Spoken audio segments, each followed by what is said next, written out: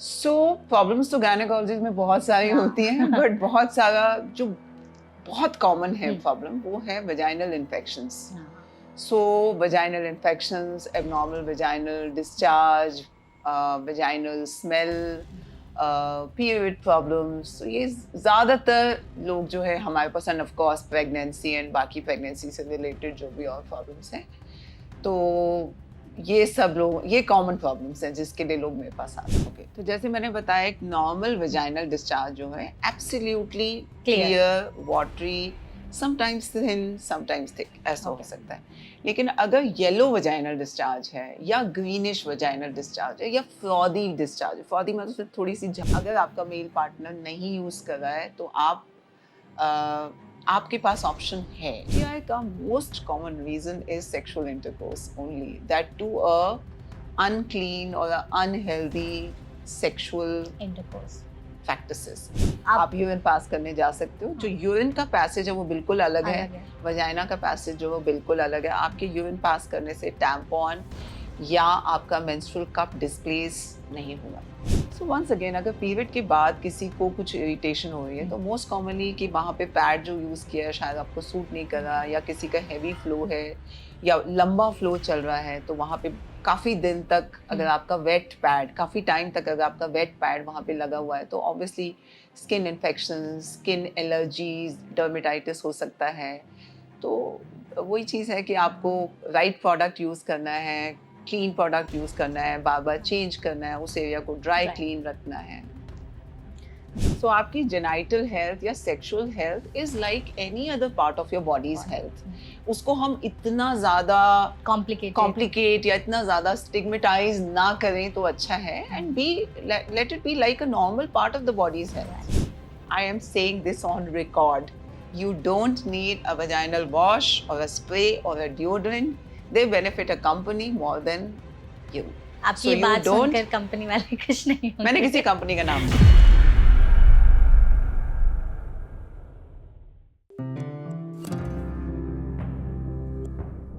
Women vaginal और intimate health, इसके बारे में आज भी बहुत सी लड़कियां बात करना पसंद नहीं करती. अक्सर आपने कई घरों में देखा होगा कि जो लेडीज होती हैं या आपके घर की जो महिलाएं होती हैं अपनी अंडरवियर को कपड़ों के नीचे छुपा करके रखती हैं, क्योंकि उसमें कुछ ऐसे दाग लगे होते हैं जो वो किसी और को नहीं दिखाना चाहती. कभी नोटिस किया है आपने? और इसके बारे में वो बात भी नहीं करती. तो इन्हीं सब टॉपिक पर बात करने के लिए आज हमारे साथ एनबीटी स्वास्थ्य चर्चा में एक ऐसी एक्सपर्ट जुड़ी हैं जो इस टॉपिक पर बात करने के लिए सबसे बेस्ट है. उन्हें गायनेकोलॉजी की फील्ड में 33 साल से ज़्यादा का एक्सपीरियंस है. हमारे साथ हैं डॉक्टर अंजलि कुमार, जो कि सीनियर गायनेकोलॉजिस्ट और ऑब्स्टेट्रिशियन है, साथ ही फाउंडर ऑफ मैट्री. तो डॉक्टर, हमारे शो में आपका बहुत बहुत स्वागत है. Thank you very much for inviting me, and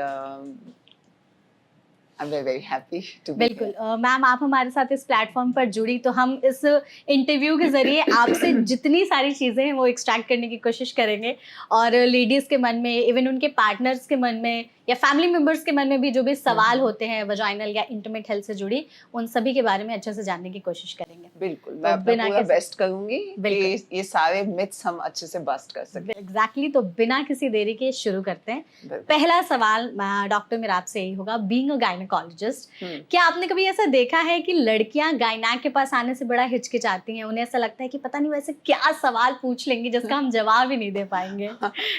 तो ये बिल्कुल सही है. लोग गायनेकोलॉजिस्ट के पास आने से थोड़ा सा हिचकिचाते हैं, थोड़ा सा डरते हैं, बट एक गायनेकोलॉजिस्ट विजिट एक लड़की के लिए बहुत ज़्यादा ज़रूरी है, बहुत ज़्यादा ज़रूरी है. सो हमें इस चीज़ की वेट नहीं करनी है कि हमें कोई प्रॉब्लम हो जाए और फिर हम गायनेकोलॉजिस्ट के पास जाएं. हम लोग तो रूटीनली लोगों को बोलते हैं कि आपको रूटीनली 1 साल में एक बार एक गायनेकोलॉजिस्ट के पास ज़रूर आना चाहिए. Exactly.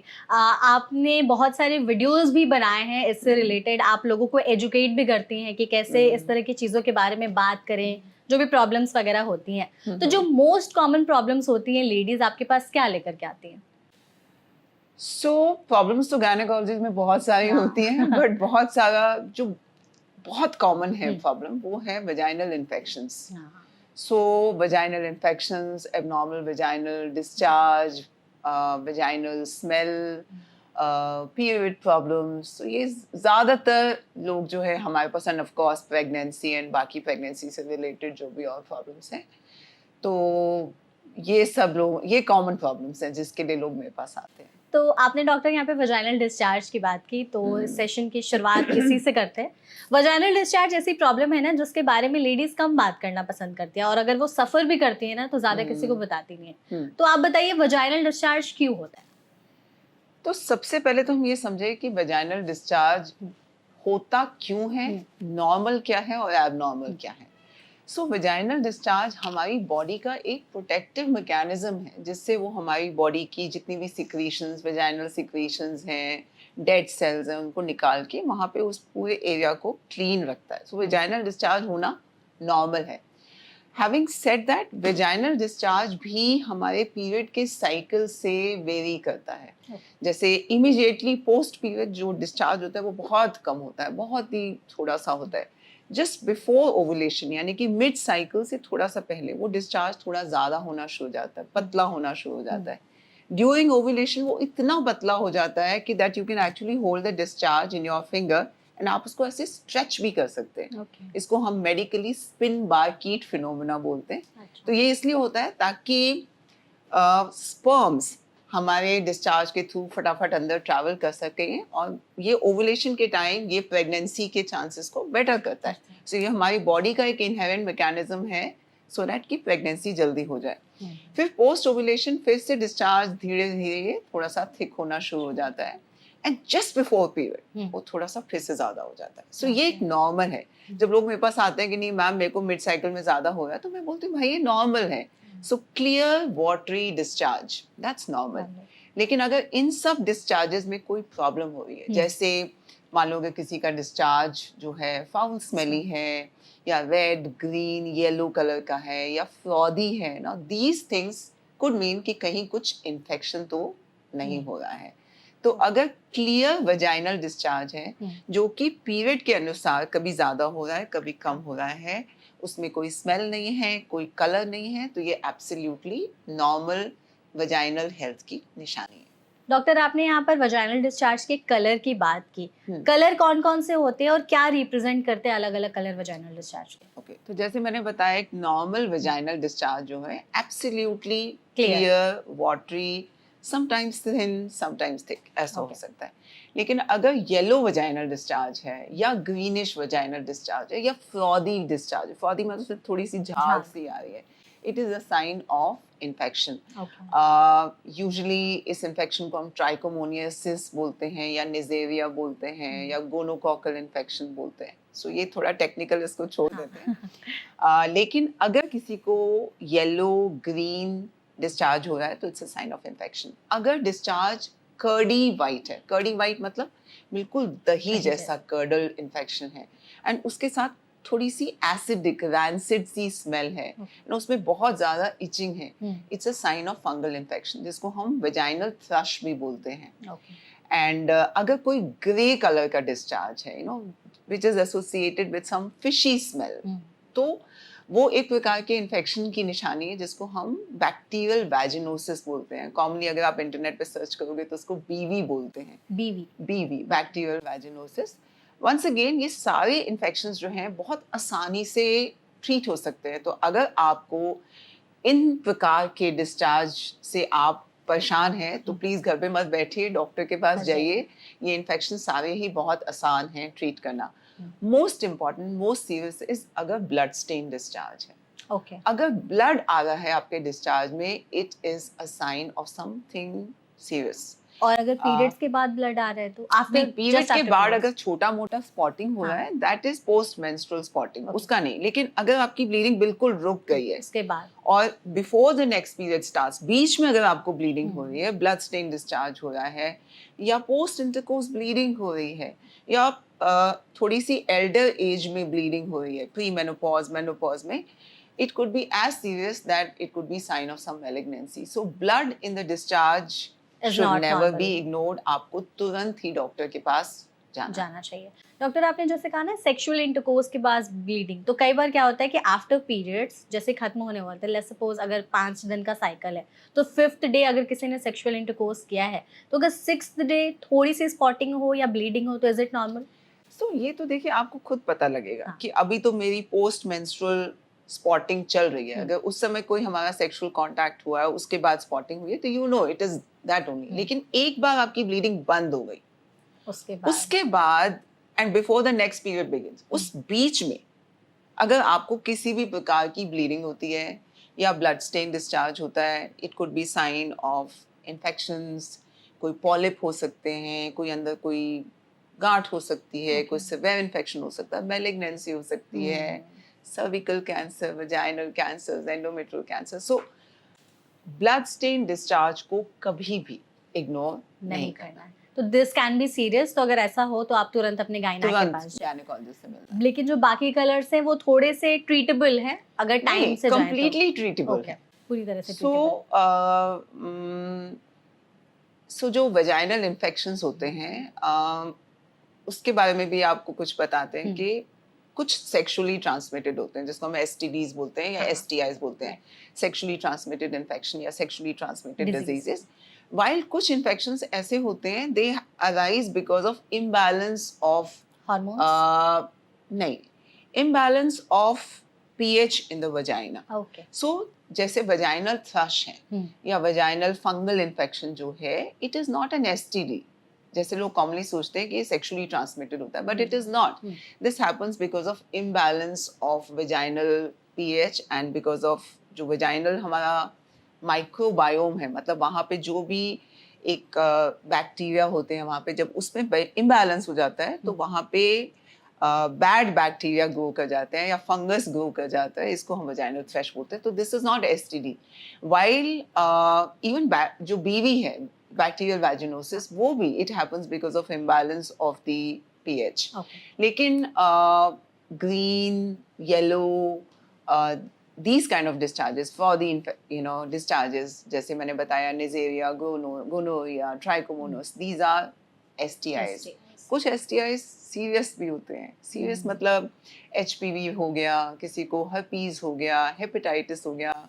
In fact these are the STIs which are very sorry to say non-treatable or they continue with the woman throughout the life। Okay, तो ये थोड़ा सीरियस हो सकता है। ये थोड़ा सीरियस हो सकता है। ओके, तो इससे बचने के लिए वजाइनल डिस्चार्ज से हम क्या करें? सो वजाइनल डिस्चार्ज से बचने के लिए ज्यादा बेहतर क्वेश्चन होगा कि वजाइनल इन्फेक्शन से बचने के लिए हम क्या करें, क्योंकि वजाइनल डिस्चार्ज तो ज्यादातर हद में नॉर्मल ही होता है। मतलब जो कलर चेंज हो जाता है जिसकी वजह से इन्फेक्शन का खतरा, आई थिंक इन्फेक्शन की वजह से ही होता है। सबसे पहली चीज तो ये है कि आप अपनी वजाइनल हाइजीन अच्छे से रखें। सो यहाँ पे भी आई विल वांट टू से कि एक आम तौर पे एक लड़की को ये नहीं पता होता है कि वल्वा और वजाइना में क्या फर्क होता है। So vulva is the external genitalia जो हमें बाहर से दिख रहा है, while vagina is a canal which is hidden deep inside. आप उसको देख भी नहीं सकते हो कि वजाइना कहाँ है। एंड वजाइना जो है it's a self cleaning organ। You don't need to wash it, you don't need to douche it, you don't need to steam it। ये इंटरनेट पे बहुत सारी चीजें चल रही हैं कि आपको डूश भी करना है, आपको उसमें वजाइनल स्प्रे लगाना है, ड्यूड करता है। I am saying this on record, you don't need a vaginal wash or a spray or a deodorant। They benefit a company more than you। आपकी ये बात सुनकर कंपनी वाले कुछ नहीं होंगे। मैंने किसी कंपनी का नाम नहीं हम वो नहीं कह रहे कंपनी का नाम, नहीं, बट जो प्रमोट करते हैं कि you should use intimate wash, साबुन या फिर अपने pH बैलेंस को मेंटेन करने के लिए। तो pH बैलेंस अंदर है, वजाइना के अंदर, वल्वा में नहीं है। आप अगर वजाइनल वॉश जो भी है आप बाहर से उसको वॉश करें, you it's better that you wash it properly with simple mild soap.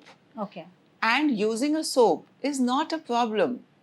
आप जो नॉर्मल बॉडी वॉश यूज करते हैं, जो भी आप जिस साबुन से आप खुद नहाती हैं, आप उस सोप से वजाइना को क्लीन कर सकते हैं। इनफैक्ट इट्स वेरी इंपॉर्टेंट, जब आप नहाती हैं just open the labia and wash the area nicely with soap and water, any mild soap जो आपको सूट करता हो। कोई फैंसी सोप लेने की जरूरत नहीं है, कोई फैंसी आपको क्रीम, मॉइस्चराइजर, स्प्रे, कुछ भी लेने की जरूरत नहीं है, just keep that area dry and clean. In fact excessive cleaning actually can cause a problem, because वो आपके जो वहाँ पे हेल्दी बैक्टीरिया है उसको स्ट्रिप ऑफ कर देता है. बहुत कॉमनली लोग मुझसे पूछते हैं, क्या मैम मैं अपना अंडरवेयर डेटॉल में धोऊं? मैं बोलती हूँ भाई बिल्कुल नहीं धो.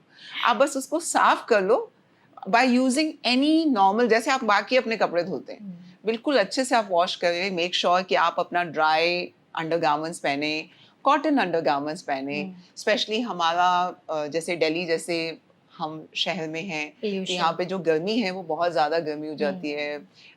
मॉनसून में भी बहुत ज़्यादा स्वेटी हो जाता है. स्पेशली कुछ लोग ऐसे होते हैं जो लोग जिम ज़्यादा करते हैं, टाइट आप आपने टाइट्स पहन रखे हैं, आपने कुछ नाइस नायलॉन अंडरवेयर पहन रखा है, so please they are not good for your genital health, right? So आप कॉटन अंडरगारमेंट्स पहने, make sure that you keep that area dry and clean. आपको बार बार सफाई करने की भी जरूरत नहीं है कि आप हर बार बाथरूम में गए आपने हर बार धो लिया, not required. At the most अगर आपको लगता है कि आपको you want to just pat it dry, that's okay, लेकिन बार बार उसको पानी से धोने की भी जरूरत नहीं है. So as long as आपकी vagina is not smelling bad and you're taking care of these things, जब आप नहाती हैं एक और चीज़ है, आपको हमेशा फ्रंट टू बैक वॉश करना चाहिए, बैक टू फ्रंट नहीं करना चाहिए. When you go for your poop, उसके बाद जब आप आपको वॉश करते हैं तो पीछे से आगे वॉश नहीं करना, आगे से पीछे कर सकते हैं. बिकॉज थ्योरेटिकली एक रिस्क होती है कि जो एनल साइड में जो बैक्टीरिया है they can come to the vagina. So इतनी ही चीज़ चाहिए. वजाइनल हेल्थ इतनी कॉम्प्लिकेटेड नहीं है, या जेनाइटल हेल्थ इतनी कॉम्प्लिकेटेड नहीं है जितना हमने उसको कॉम्प्लिकेट करके इतना बड़ा बिजनेस खड़ा कर दिया उसके ऊपर. So it's not that complicated. आपको बस मतलब जैसा आपने कहा कि वजाइना एक सेल्फ क्लीनिंग ऑर्गन है, we can say it as a queen. Yes, it and is. Of course एक गुड सेक्सुअल हाइजीन होना चाहिए. By that I mean to say, number one, this might be, I don't know, the right thing to say or not. Monogamous relationships are definitely better. Multiple sexual partners are not a great idea to do. If you अगर इस तरह की कोई बात है, और हमेशा ही it is very important कि आप barrier contraception use करें. आप मेल condoms बहुत easily available हैं. आजकल तो female condoms भी आजकल available हो गए हैं. Come to that So, also. ये आपके हाथ में है कि आप अपने आप को कैसे प्रोटेक्ट करें. Anal sex is definitely something which can cause more infections. Using sex toys, sharing sex toys, fingering without washing your hands, all these things can lead to cause infections. Okay, तो avoid these things. अगर हम अपनी vagina को साफ सुथरा और infection free रखना चाहते हैं तो छोटे छोटे टिप्स हैं जैसे कि डॉक्टर ने आपको बताया, अगर आप वो फॉलो करेंगी तो आपकी वजाइना वैसे ही सेल्फ क्लीनिंग ऑर्गन है और ज़्यादा मेंटेनेंस की ज़रूरत नहीं है. बस नॉर्मल सी चीज़ें हमें करनी है तो ये सही रहेगा. और अगर आपको कुछ भी लगता है कि मान लो अगर आपको कोई भी डिस्चार्ज लग रहा है, पेन लग रहा है, स्वेलिंग लग रहा है, कोई फीवर आ रहा है, यूरिन में कोई प्रॉब्लम आ रहा है, तो तुरंत ही आप गायनेकोलॉजिस्ट के पास जाएं. अनट्रीटेड इन्फेक्शंस जो होते हैं उसके बहुत ज़्यादा सीरियस इन्फेक्शंस हो सकते हैं. ऊपर ट्यूबल ब्लॉक्स हो जाते हैं, पेन हो जाता है, पेल्विक पूरे पेट में इन्फेक्शन फैल सकता है. तो दैट कैन बी सीरियस. हाँ, सो इन्फेक्शन अगर हुआ है तो उसको तुरंत ही ट्रीट करें. Like I said, most of the infections जो होते हैं वो बहुत ही इजीली ट्रीटेबल होते हैं, तो डॉक्टर के पास तुरंत जाए अगर इस तरह की प्रॉब्लम दिख रही है तो. डॉक्टर, आपने यहाँ पर जैसे कि फीमेल कॉन्डम्स के बारे में बात की, इसके बारे में भी लोग बहुत कम जानते हैं. मेल कॉन्डम्स तो यूजुअली करते ही हैं लोग यूज, फीमेल कॉन्डम्स जानते भी कम है, यूज भी आई गेस बहुत कम होता है मेल कॉन्डम्स के रेशियो में. तो डेफिनेटली नाउ आजकल फीमेल कॉन्डम अवेलेबल है, which is very good, which means that no longer a woman is dependent upon the male partner for the protection. So अगर आपको लगता है कि आपका मेल पार्टनर कॉन्डम नहीं यूज कर रहा है या नहीं करना चाहता या उन्हें कोई प्रॉब्लम है, तो आपके लिए फीमेल कॉन्डम नाम की चीज अवेलेबल है. So it's like a pouch which is to be inserted inside the vagina. And आजकल इंटरनेट पे बहुत सारे उसके ऊपर वीडियोस हैं. हम लोग ने मैत्री पे भी एक वीडियो किया है जिसके अंदर पूरा हम लोग ने डिटेल में दिखाया है कि it's very easy to insert it. and it has to be inserted before the intercourse and make sure कि जो penetration है उसी pouch के अंदर होना चाहिए, आसपास नहीं होना चाहिए. So there are some ways कि उसको हम कैसे यूज करें एंड वो बिल्कुल वैसा ही इफेक्टिव होता है जैसे कि मेल कॉन्डोम होता है. तो आप सबसे ये I request all of you कि आप ज़रूर फीमेल कॉन्डोम के बारे में सर्च करें, हमारा वीडियो देखें या कहीं भी देखें, एटलीस्ट अपने आप को एजुकेट करें कि अगर आपका मेल पार्टनर नहीं यूज़ कर रहा है तो आप आपके पास ऑप्शन है. राइट. तो आई थिंक इसके बारे में जो लोग नहीं जानते होंगे तो उन्हें जानना चाहिए and if they want to use they can use also. Definitely. After intercourse के बाद कुछ केयर हमें करनी होती है अपनी, उसके बारे में बात करते हैं डॉक्टर. जैसे आफ्टर इंटरकोर्स कहा जाता है कि आपको यूरिन पास करना जरूरी होता है, तो ये सही है या नहीं? सो पोस्ट इंटरकोर्स और I would say even pre intercourse क्या होना चाहिए? So just make that area dry and clean, because अगर वो पहले से ही डर्टी है तो फिर इन्फेक्शन होने का चांस ज़्यादा होगा. सो मेक श्योर कि वो एरिया ड्राई एंड क्लीन है. मेक श्योर कि आपके जो पार्टनर हैं उन्हें कोई इन्फेक्शन नहीं है. मेक श्योर कि आपने कॉन्डोम यूज़ किया है. मेक श्योर कि that you follow safe sexual practices. ये सबसे ज़्यादा इम्पोर्टेंट है rather than just focusing on कि post intercourse यूरिन पास किया कि नहीं किया. Of course post intercourse अगर आप यूरिन पास कर लेते हैं तो उससे हमारा UTI का चांसेस थोड़ा सा कम हो जाता है. सो UTI के बारे में भी बात कर सकते हैं कि UTI क्या होता है. UTI का मतलब होता है urinary tract infection. Urinary tract infections women में ज़्यादा कॉमन होते हैं as compare to men. And क्यों होते हैं? Because women have a small urethra. Urethra क्या होती है? It is a pipe which leads the urine from the bladder to outside. तो इन विमेन वो बहुत ही छोटी होती है, while in men it's a very long urethra. So जब भी सेक्सुअल इंटरकोर्स होता है तो because of friction in that area, वहाँ पे फ्रिक्शन हो जाता है, छोटा छोटा माइक्रो ट्रॉमा हो जाता है, जिसकी वजह से बैक्टीरिया बहुत आसानी से यूरेथ्रा और ब्लैडर में पहुंच जाते हैं in women as compare to men, क्योंकि उन्हें इतना लंबा रास्ता ट्रैवल करना पड़ता है. तो विमेन में यूटीआई के चांसेस ज्यादा होते हैं. तो अगर आप तुरंत ही अपना यूरिन पास कर लेते हो तो जो बैक्टीरिया है थ्योरेटिकली वो उस पैसेज से निकल जाएंगे. But once again it is not that easy कि बस आपने यूरिन पास कर लिया. It is the entire thing कि आपने पूरी अपनी हाइजीन रखी, जैसे मैंने बाकी चीजें भी बताई, उन सब का आप ध्यान रखें. सो यूटीआई को आप उससे प्रिवेंट कर सकते हैं. तो सेक्सुअल इंटरकोर्स के बाद वजाइना को क्लीन करना भी जरूरी है? बिल्कुल भी नहीं. बिल्कुल भी नहीं. आपको अंदर कुछ भी करने की जरूरत नहीं है. कहीं कुछ वजाइना, आप एक्सटर्नली वल्वा को क्लीन कर सकते हो. वजाइना को कभी नहीं क्लीन करना होता है, कभी भी नहीं. अगेन रिपीटिंग, आपको कोई douche नहीं करना है, कोई धुलाई नहीं करनी है, कोई स्टीम नहीं करना, कुछ भी नहीं करना है. Just wash that external area with simple soap and water जो आपकी बॉडी को सूट करता हो, बस. आपने डॉक्टर यूटीआई की बात की तो कुछ चीजें आपने बताई. एक सबसे कॉमन सवाल सभी का रहता है कि क्या पब्लिक टॉयलेट यूज करने से यूटीआई होता है? वंस अगेन ये बहुत बड़ा मिथ है, बहुत बड़ा मिथ है. पब्लिक टॉयलेट यूज करने से यूटीआई नहीं होता. अगर मान लो कोई इतना ही गंदा टॉयलेट है तो आप नेचुरली जाओगे ही नहीं वहां पे, है ना. अगर जो टॉयलेट ठीक ठाक साफ दिख रहा है तो आप ये सोचिए, जो आपका पी होल है वो किसी भी चीज के कांटेक्ट में नहीं आ रहा, वो वहां से बैक्टीरिया उड़ के आपके पी होल में तो जा नहीं सकते हैं, है ना. सो एट द मोस्ट जब आप सीट पे बैठे हो आपकी स्किन में कुछ इन्फेक्शन हो सकता है. अगर वो सीट ही इतनी खराब है तो आप ये कर सकते हो कि भाई आप मेक श्योर कि वहाँ पे आप टिश्यू पेपर लगा लें एंड फिर उसके बाद बैठें. सो वंस अगेन बहुत सारी कंपनीज ने अपना एग्जिस्टेंस टॉयलेट सीट से बना दिया है. हाँ राइट. एंड आई थिंक बहुत सारे स्प्रेज यूज होते हैं कि आप उसको पहले क्लीन कर लो. ठीक है, वो दैट इज फाइन. अगर आपको लगता है कि आप टॉयलेट सीट को साफ करना चाहते हो आप बिल्कुल कर सकते हो, बिकॉज से आपको स्किन इन्फेक्शन ना हो जाए, बिकॉज आपके थाइज डायरेक्टली आप सीट पे बैठे हो तो टच करें.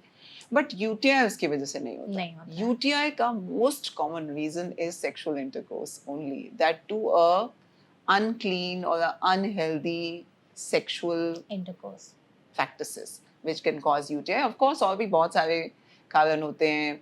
मान लो किसी की इम्यूनिटी अच्छी नहीं है, किसी को डायबिटीज़ है, तो उसको यूटीआई होने का ज़्यादा चांस है।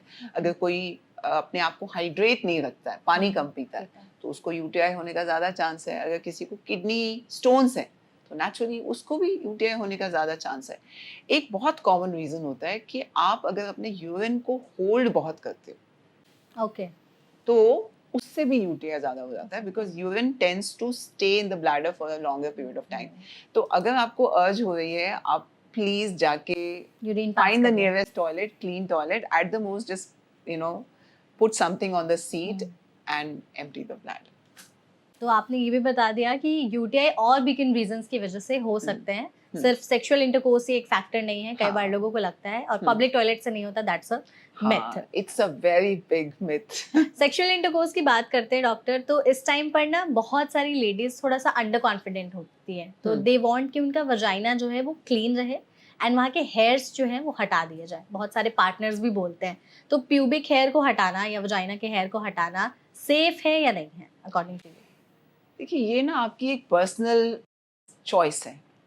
कुछ लोग यहाँ पे भी वैक्सिंग नहीं करते हैं या करते हैं, तो that doesn't make us good और बैड। सिमिलरली यहाँ पे मेरा थोड़ा सा फेमिनिस्ट व्यू है।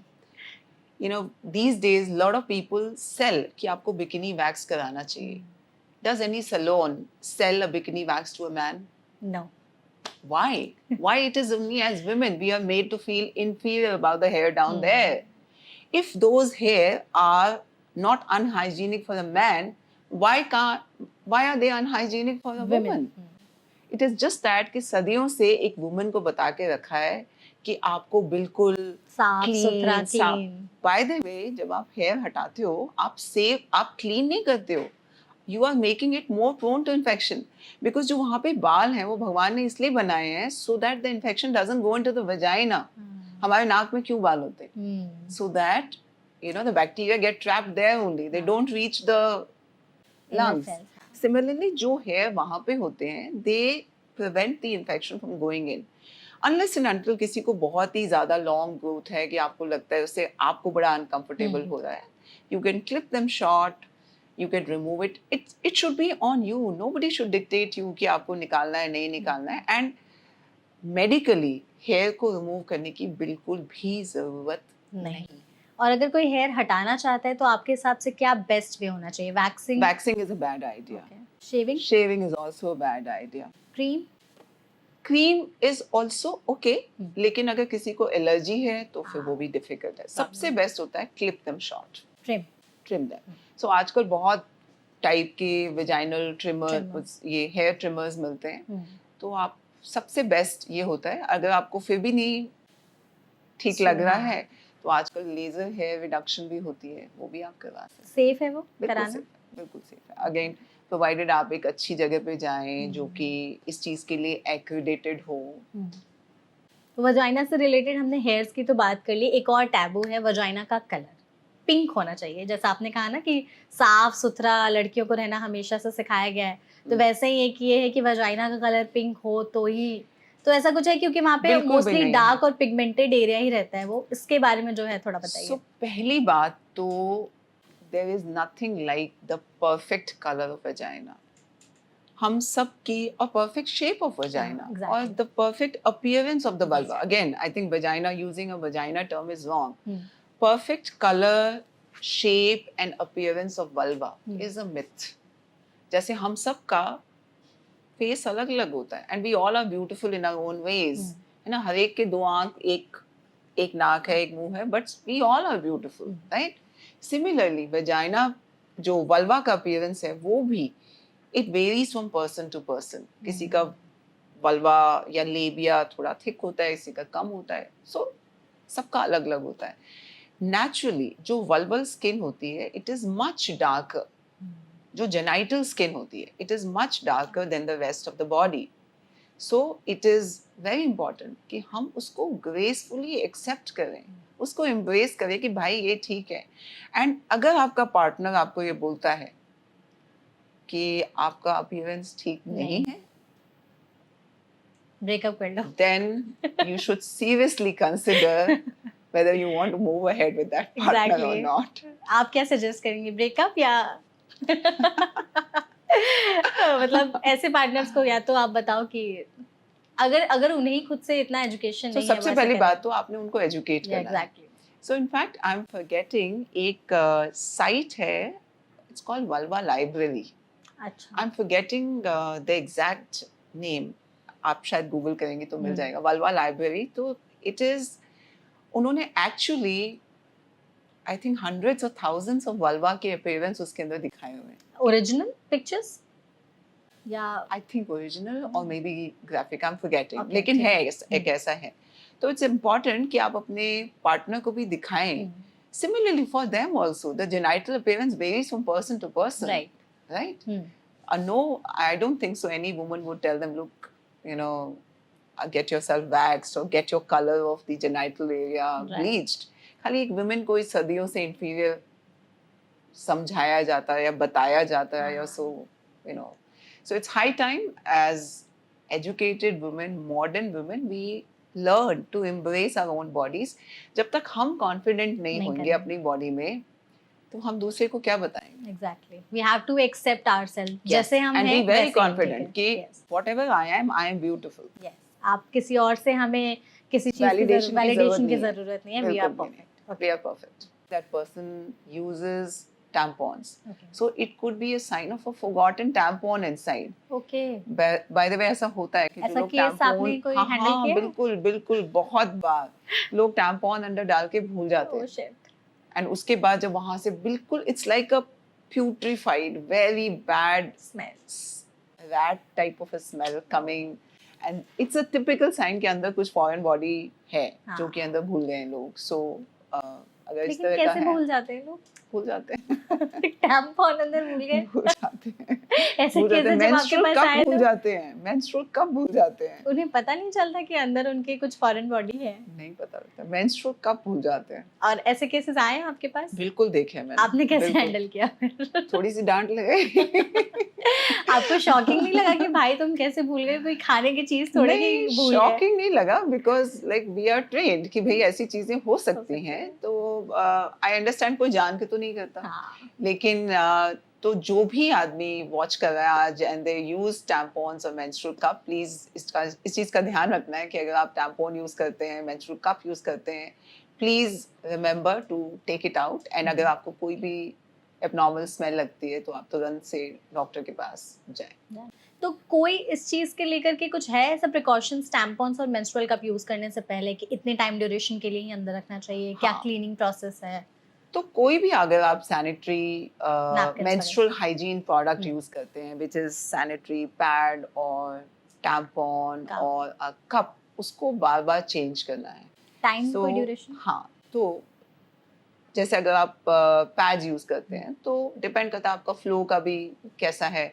फर्स्ट सेकेंड डे लोगों का फ्लो थोड़ा सा ज्यादा होता है तो आपको ज्यादा फ्रीक्वेंटली चेंज करना पड़ेगा, बाद में थोड़ा सा कम करें, बट जनरली 4 to 6 आवर्स में चेंज कर लेना चाहिए. सिमिलरली टैम्पॉन के साथ भी उसको तो 8 आवर्स से ज्यादा कभी भी रखना नहीं चाहिए. अगर आपका मेंस्ट्रुअल कप भी आप यूज करते हैं तो मेंस्ट्रुअल कप भी एवरी 4-5 आवर्स में आपको निकाल के उसको एम्प्टी करके वापस आपने डालना है. तो जब हम यूरिन पास करने के लिए जाते हैं तो बहुत सारे लोगों का ये कॉमन सवाल होता है कि अगर वो टैम्पॉन और कप यूज करे तो उन्हें बार बार कोई प्रॉब्लम नहीं होती. आप यूरिन पास करने जा सकते हो. जो यूरिन का पैसेज है वो बिल्कुल अलग है. वजाइना का पैसेज जो वो बिल्कुल अलग है. आपके यूरिन पास करने से टैम्पॉन या आपका मेंस्ट्रुअल कप डिस्प्लेस नहीं होगा. सैनिटरी पैड्स पर भी आते हैं. बहुत सारे लोगों को सैनिटरी पैड्स यूज करने की वजह से रैशेज और इचिंग की प्रॉब्लम हो जाती है, बर्निंग सेंसेशन भी होने लगती है.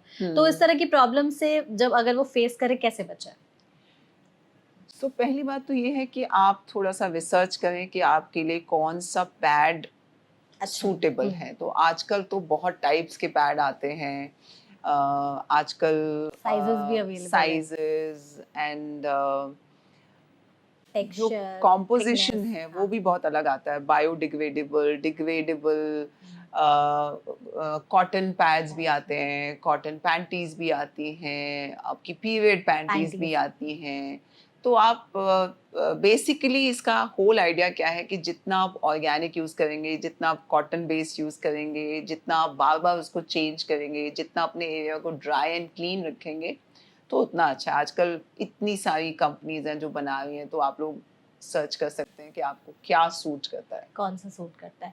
तो अगर कई बार क्या होता है ना, आफ्टर पीरियड्स भी बहुत सारी फीमेल्स ऐसी होती हैं जिन्हें वजाइना इचनेस, बर्निंग सेंसेशन या ड्राइनेस की प्रॉब्लम फेस करनी पड़ती हैं। इससे बचने के लिए क्या करें और उसको कैसे ट्रीट कर सकते हैं? सो वंस अगेन, अगर पीरियड के बाद किसी को कुछ इरिटेशन हो रही है तो मोस्ट कॉमनली कि वहाँ पे पैड जो यूज़ किया है शायद आपको सूट नहीं कर रहा, या किसी का हैवी फ्लो है या लंबा फ्लो चल रहा है, तो वहाँ पे काफ़ी दिन तक अगर आपका वेट पैड, काफ़ी टाइम तक अगर आपका वेट पैड वहाँ पे लगा हुआ है तो obviously skin infection, skin allergies, dermatitis हो सकता है। तो वही चीज़ है कि आपको राइट प्रोडक्ट यूज़ करना है, क्लीन प्रोडक्ट यूज़ करना है, बार बार चेंज करना है, उस एरिया को ड्राई क्लीन रखना है। ड्राइनेस की भी प्रॉब्लम कई बार बहुत ज़्यादा हो जाती है, तो मतलब वजाइनल हाँ, ड्राइनेस वजाइनल की, ड्राइनेस की वल्वल प्रॉब्लम, ड्राइनेस हाँ, की। क्यों होती है, कैसे ठीक करें इसको? सो नॉर्मली वजाइना जो होती है it is suppose to be moist, right. Normally उसमें से डिस्चार्ज होता है। सो एक बात तो ये भी है कि no woman is suppose to be dry, right. हर औरत का डिस्चार्ज होता है जो कि आपके पीरियड के अनुसार चेंज होता है, क्योंकि हमारा डिस्चार्ज जो होता है वो ईस्ट्रोजन के ऊपर डिपेंडेंट होता है। तो जो लोग मेनोपॉजल होते हैं या पोस्ट मेनोपॉजल या प्री मेनोपॉजल होते हैं उनको वेजाइनल ड्राइनेस की ज़्यादा शिकायत हो सकती है, बिकॉज अब ईस्ट्रोजन नहीं है तो वेजाइना जो है धीरे धीरे पतली हो रही है, वहाँ पे वेजाइनल डिस्चार्ज नहीं हो रहा। There are certain drugs also which can cause vaginal dryness, जैसे आप एंटी डिप्रेसेंट्स अगर कोई लेता है, एंटी एंग्जाइटी पिल्स लेते हैं, या फिर स्लीपिंग पिल्स? सर्टेन एंटीबायोटिक जो होते हैं, anti allergic pills can cause vaginal dryness. अगर किसी को इन्फेक्शन है तो वजाइनल ड्राइनेस की फीलिंग हो सकती है। अगर आप बहुत ज़्यादा सेंटेड और इस टाइप के प्रोडक्ट्स यूज़ करते हैं, vaginal washes and sprays and deodorants, तो उससे भी ड्राइनेस हो सकती है। अगर आपकी हाइड्रेशन अच्छी नहीं है, पानी वानी नहीं पी रहे, तो भी हो सकता है। तो वंस अगेन मैं सबको बोलती हूँ कि जेनाइटल हेल्थ है ना, इतना कॉम्प्लिकेटेड नहीं है, हमने उसको बहुत ज़्यादा कॉम्प्लिकेटेड बना दिया है। एग्जैक्टली। डाइट की वजह से भी वजाइनल ड्राइनेस होती है? Not really unless and until आप कोई बहुत ही गलत खा रहे हो। अगर आप जैसे नॉर्मल अगर बेसिक टाइप खाना आप खाते हो तो I don't think so diet can cause vaginal dryness, और junk diet can foods cause वगैरह या एनी। स्पाइसी फूड ज्यादा खाने की वजह से ऐसा कुछ? नहीं, नहीं ऐसा नहीं, डाइट मतलब का रोल नहीं है नहीं, ज्यादा। डाइट का रोल नहीं है, बट बाय एंड लार्ज एक हेल्दी खाना चाहिए। बट ये नहीं हम कह सकते कि वजाइनल इन्फेक्शन या ड्राइनेस आपकी डाइट की वजह से हो गया। और लेकिन बहुत सारे लोगों के मन में ऐसा रहता है ना, जैसे आपने भी कहा था कि डायबिटीज, तो शुगर ज्यादा होने की वजह से हाँ, वो एक क्या अलग है? चीज है। हाँ। अगर किसी को डायबिटीज है, दैट मीन जो डायबिटिक्स होते हैं उनको बॉडी में किसी भी प्रकार का इन्फेक्शन होने का जल्दी चांस होता है, चाहे वो वजाइनल इन्फेक्शन है, चाहे वो यूरिनरी इन्फेक्शन है, चाहे वो स्किन इन्फेक्शन है। सो डायबिटिक्स में बॉडी की इम्यूनिटी कम हो जाती है, तो एनी इन्फेक्शन बिकम्स उसका चांस ज़्यादा हो जाता है। तो अगर कोई आदमी डायबिटिक है या प्री डायबिटिक है या जिसको पीसीओएस है या जिसको इंसुलिन रेजिस्टेंस की प्रॉब्लम है, तो अगर आप गलत खाना खाएंगे तो आपके इंसुलिन स्पाइक्स और ब्लड शुगर बढ़ जाएंगे। तो उस हिसाब से अगर हम देखें तो यस, इससे हो सकता है, but by and large there are more reasons for vaginal infection and dryness. Okay doctor, यहाँ पे ना 2-3 चीजें हैं, बहुत सारे लोगों का कॉमन सवाल रहता है, क्या बहुत ज्यादा टाइट कपड़े पहनने की वजह से वजाइना से रिलेटेड दिक्कतें हो सकती हैं? नहीं, so it is once again जो आपके लिए कंफर्टेबल हो, जिसमें आपकी बॉडी ब्रीथ कर सके, जो कि कॉटन हो, जैसे मैंने बोला नायलॉन अंडरवेयर्स, बहुत ज़्यादा टाइट, जो लोग बहुत स्पेशली जिमिंग करते हैं या कोई स्विमिंग करते हैं तो बहुत ही टाइट सूट पहन के आप 5-6 घंटे तक स्विम कर रहे हैं या जिम में काम कर रहे हैं, जिम में आप वर्कआउट कर रहे हैं, तो इट इज़ इम्पॉर्टेंट, एक नॉर्मल सी बात है कि हम उसको निकाल के थोड़े देर लूज कॉटन अंडरगारमेंट्स पहनेंगे, सो दैट वो एयर हो जाए, ड्राई हो जाए।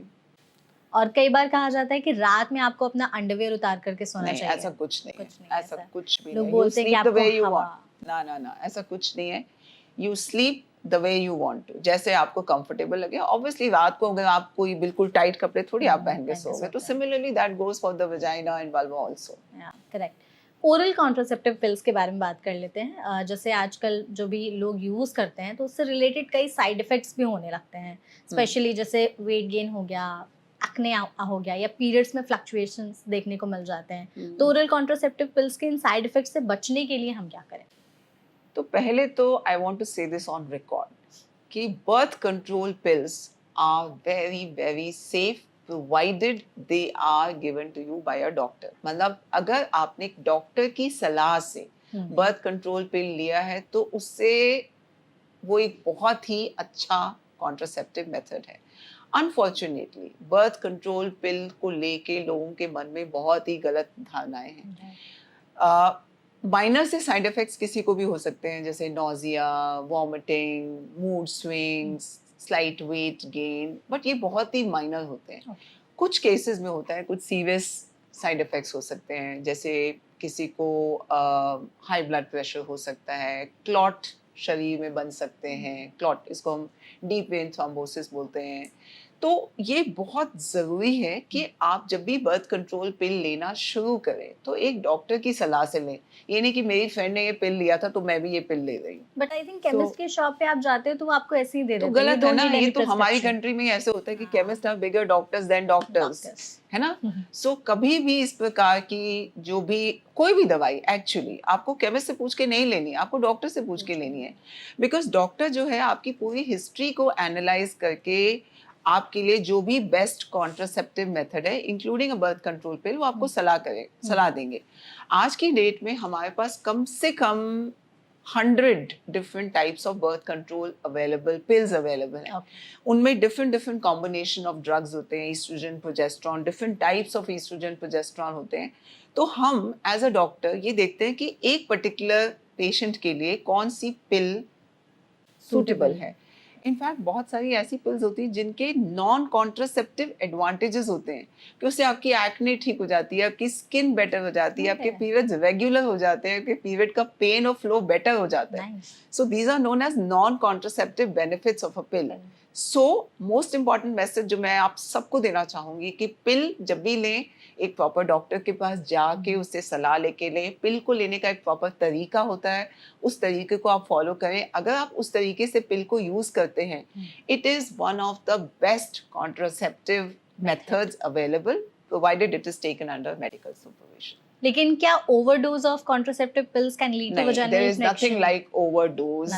अगर आप डॉक्टर से पूछ के ले रहे हैं, तरीके से ले रहे हैं, तो birth control pills are not unsafe. Okay कई बार क्या होता है कि बहुत सारे लोग रेगुलर बेसिस पर लेना स्टार्ट कर देते हैं तो कहते हैं कि उनके शरीर में चेंजेस हो रहे हैं, वेट गेन हो गया या एक्ने मार्क्स हो गए हैं या हार्मोनल चेंजेस भी हो रहे हैं, तो इसके कारण तो वही तो हम आपको बता रहे हैं कि अगर इनफैक्ट बहुत सारी पिल्स से तो एक्ने ठीक हो जाता है। हम लोग एक्ने की ट्रीटमेंट के लिए कभी कभी बर्थ कंट्रोल पिल्स को यूज करते हैं, लेकिन डेफिनेटली जायज़ सी बात है अगर आपको अनकंफर्टेबल लग रहा है, आपको नॉजिया वॉमिटिंग लग रहा है या बहुत सीरियस कोई साइड इफेक्ट आ रहा है, तो डेफिनेटली आपको डॉक्टर से बात करना है। इनफैक्ट हम लोग as doctors we have certain criterias कि किस में हमें बर्थ कंट्रोल पिल देना है या नहीं देना है। कोई आदमी अगर ओवरवेट है, किसी को हार्ट डिजीज की हिस्ट्री है, कोई स्मोकर है, तो उसके अंदर, या किसी को गॉल स्टोन्स की हिस्ट्री है या किसी को डीवीटी की हिस्ट्री है, तो उसके अंदर हम पिल्स नहीं देते हैं उनको। तो वंस अगेन ये बहुत ज़रूरी है कि डॉक्टर से सलाह लेके जो पिल आपके लिए बेस्ट है उसको लें, उसको तरीके से लें। एग्जैक्टली एक और चीज़ है यहाँ पर डॉक्टर कि कई बार हार्मोनल चेंजेस की वजह से भी वजाइनल इन्फेक्शन के चांसेस बढ़ जाते हैं क्या? नहीं, आई डोंट थिंक सो। ऐसा कुछ नहीं होता है। मतलब कई बार लोगों को ऐसा लगता है कि पीरियड्स के पहले या बाद में कुछ हार्मोनल डिसबैलेंस हो गया या कुछ जंक फूड खा लिया या वेट गेन अचानक से होने लगता है, तो इस कारण कुछ ऐसा नहीं, उससे वजाइनल इन्फेक्शन या वजाइनल डिस्चार्ज नहीं होगा, उससे और बहुत सारी प्रॉब्लम्स होती हैं। एंड जनरली लोग मुझे ये बोलते हैं कि नहीं मैम मेरे को ना हार्मोनल इम्बैलेंस हो गया इसलिए ऐसे हो गया। तो मैं सबसे पहले उनसे पूछती हूँ भाई हार्मोनल इम्बैलेंस क्यों हो गया, सबसे पहले तो उसकी बात करते हैं। हमारे हार्मोन्स जो हैं they are supposed to be in balance. भगवान ने तो हमें इम्बैलेंस स्टेट में नहीं बनाया। अगर हमारे हार्मोन्स इम्बैलेंस्ड हैं तो वो क्यों इम्बैलेंस्ड है, पहले हमें वो पता, पहले हमें वो फिक्स करना चाहिए। उसके कॉमन रीजंस होते हैं bad diet, lack of physical activity, lot of stress, lot of anxiety, lack of good quality sleep. तो उन सब चीज़ों को फिक्स करना ज़्यादा ज़रूरी है। Okay doctor, being a gynaecologist आपके पास इतने सारे केसेस आते होंगे, कोई ऐसा केस जो आप हमसे शेयर करना चाहेंगे हमारी ऑडियंस से, जिससे सुनकर आपको भी एकदम शॉक लग गया हो कि भाई ये तो मैंने भी नहीं एक्सपेक्ट किया था कुछ ऐसा? कि मैंने भी नहीं एक्सपेक्ट हाँ। किया था। एक्चुअली 33 इयर्स के बाद तो सब कुछ एक्सपेक्टेड है। तो हम लोग बहुत ही टाइप के देखते हैं। इनफैक्ट अभी थोड़े दिन पहले हम लोग ने अपने उस पर भी बात किया था, अपने प्लेटफॉर्म पे भी बात किया था।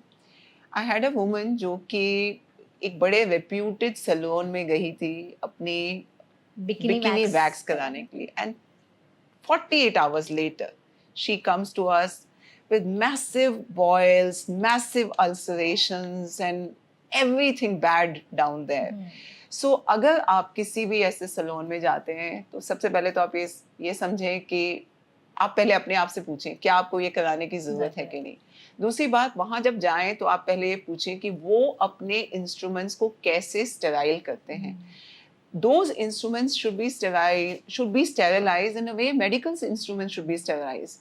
तो वो लोग क्या करते हैं, एक ही वैक्स को या एक ही स्पैचुला को हर पेशेंट या हर क्लाइंट के साथ वही सेम चलता जा रहा है। तो आप इन सब चीज़ों का बहुत ध्यान रखें, बिकॉज ये सब चीज़ें जो हैं they can be very serious.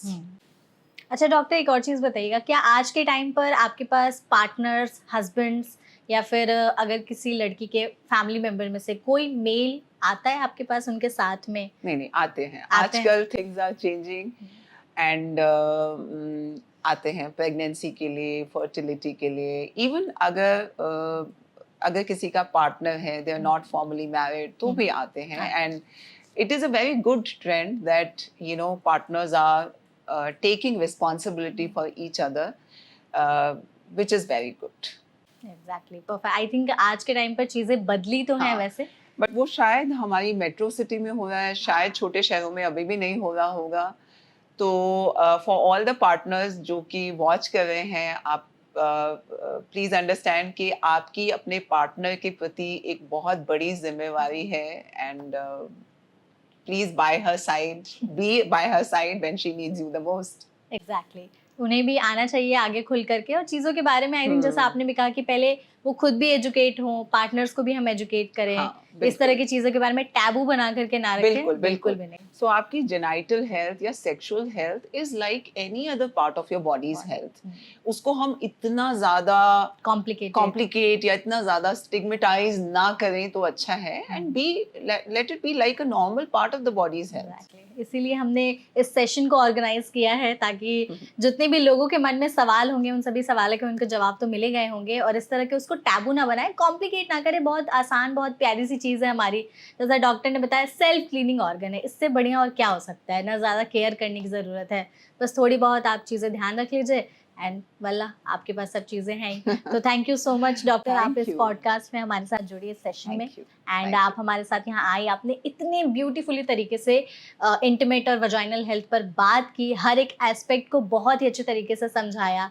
तो ऑडियंस जो हमारी देख रही होंगी उन्हें भी आई थिंक सारी चीज़ें क्लियर हो गई होंगी, और आई गेस आपने भी एंजॉय किया होगा ये session. Thank you very much. Thank you so much, and thank you so much audience. अगर आपको एनबीटी स्वास्थ्य चर्चा का ये सेशन पसंद आया होगा तो हमारे साथ जुड़िएगा ज़रूर, और भी हम इस तरह के आपके लिए वीडियोस लाते रहेंगे।